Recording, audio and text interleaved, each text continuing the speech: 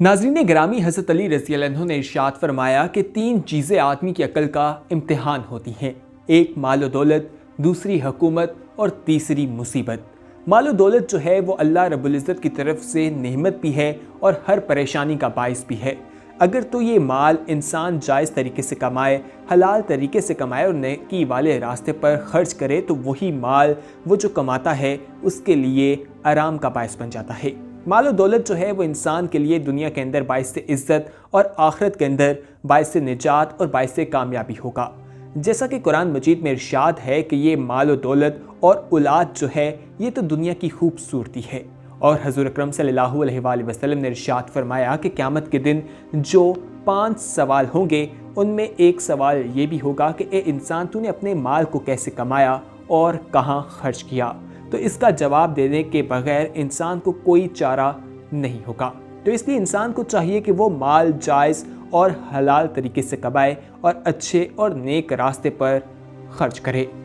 दोस्तों, अमीरुल मोमिनीन हज़रत अली रज़ी अल्लाह अन्हु का एक और इरशाद गरामी है कि बेशक जिस कदर माल और दौलत तेरे कब्ज़े में है, तुझसे पहले कई लोग इसके मालिक गुजरे हैं और तेरे बाद भी कई लोगों के पास आएगा। बस तुमने उसको 2 शख्सों में से किसी एक के लिए जमा करके रखना है, या तो ऐसे शख्स के लिए जो तेरे जमा किए हुए माल को अल्लाह ताला की इताअत पर सर्व करता है, बस तुझे तो बख्शी मिल जाएगी और उसे उस माल की बदौलत सखावत नसीब होगी, या ऐसे शख्स के लिए जमा करना है जो तेरे इस जमा किए हुए माल को अल्लाह के हुक्म के खिलाफ खर्च करता है। वो भी बदबख्त हुआ और जो तूने माल जमा किया वो भी बदबख्त हुआ। तो तुम बताओ, तुम्हें इसमें से क्या फ़ायदा हासिल करना है। माल को जमा करके रखना और गिन गिन कर रखना उसका इम्तिहान होता है। इसी तरह दोस्तों, हुकूमत का जो तज़किरा किया जाता है, जब भी कोई शख्स हुकूमत में आता है तो उसके पास जैसे ही ताकत आती है तो वो जुल्म व सितम करना शुरू कर देता है। इख्तियार आते ही वो मज़लूमों पर जुल्म ढाता है और अपनी उस हुक्मरानी पर काफ़ी ज़्यादा नाज करता है और जो अपना रास्ता है, नेकी का रास्ता, उसको भटक जाता है।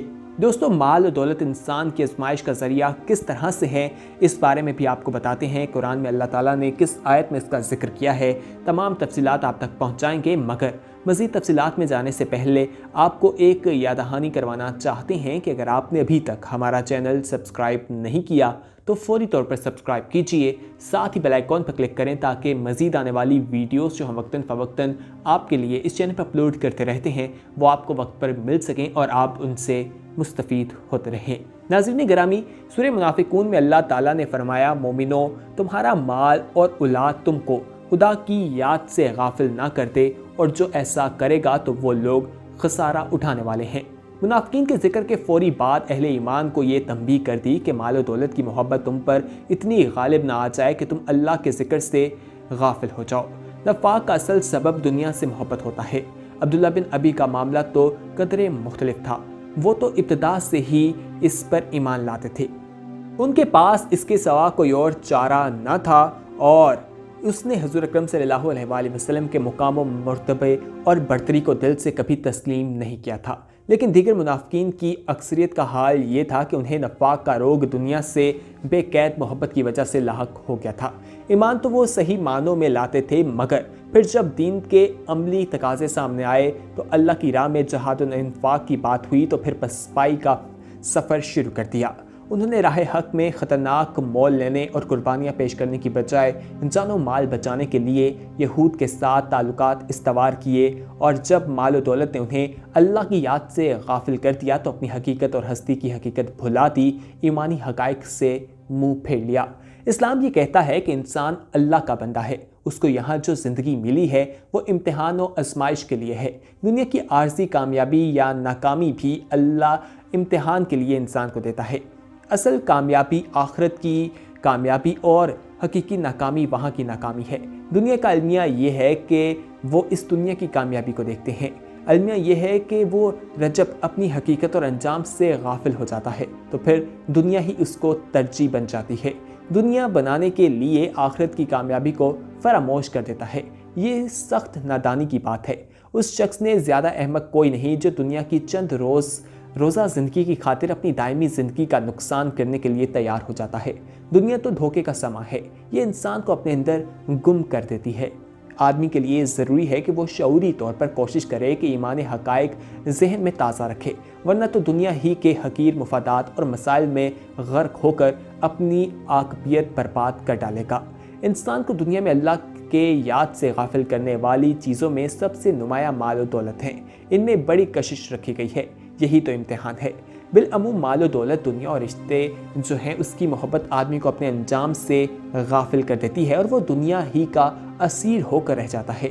جو شخص حقیقت ہستی کو سمجھ گیا، اس کے لیے محبوب ترین اللہ کی ہستی ہے، وہی سب سے زیادہ قابل محبت ہوتا ہے۔ اس لیے دنیا میں جو بھی خیر، خوبی، حسن اور رہنمائی ہے، وہ اس کی عطا ہے، کسی کی اپنی نہیں ہے۔ تو پھر ان چیزوں سے سب سے بڑھ کر محبت کیوں کی جائے؟ سب سے بڑھ کر محبت اس ہستی سے کیوں نہ کی جائے جو سرچشمہ خیر ہے، سرچشمہ حسن ہے؟ مسلمان ہو کر منافقانہ رویے دراصل مال و دولت کی محبت کی وجہ سے ہوتے ہیں۔ دوستو، یہاں پر ہم آپ سے پوچھنا چاہتے ہیں کہ آج دیکھا جائے تو ہم اللہ تعالیٰ کی طرف سے جو امتحانات آتے ہیں ان میں کتنے ثابت قدم رہتے ہیں، ہمارا ایمان کتنا مضبوط ہے؟ اس بارے میں آپ اپنی رائے کا اظہار کمنٹ سیکشن میں ضرور کیجیے گا۔ دوستو، یہاں پر دیکھا جائے تو آدمی کو اللہ کی یاد سے مال و دولت کافی زیادہ غافل کر دیتی ہے، لہٰذا اہل ایمان کو تاکید کی گئی ہے کہ دیکھو تمہارا مال اور تمہاری اولاد تمہیں اللہ کی یاد سے غافل نہ کرنے پائیں۔ یہ انسان کے لیے سب سے بڑا ٹریمپ ہے۔